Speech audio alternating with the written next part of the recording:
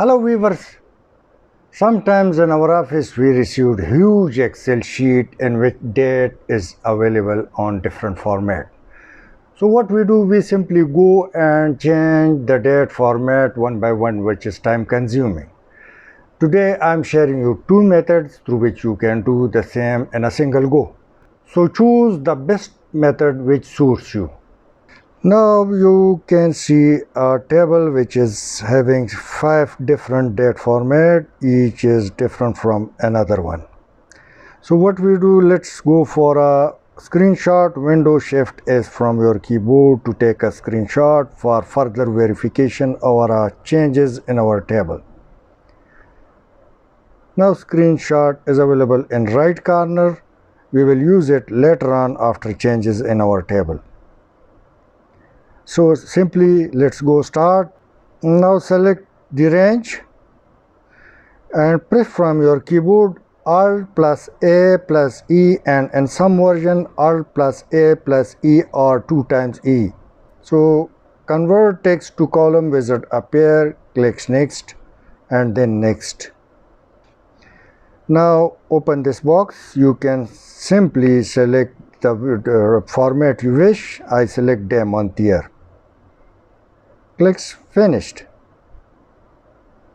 Now the date format has been changed. However, the one at 5th number has not yet been changed. So select it again.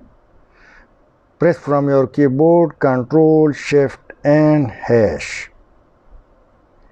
Now each and every date is in exactly one format.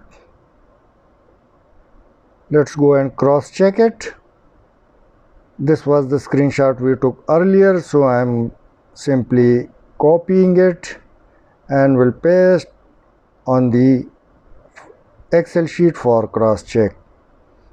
You can see exact dates are available, but in one we have made changes. No error found. Now in case if you forgot the formula, so select the range, go to data tab, convert text to column and same wizard appear 2 times next, select the format and press finished.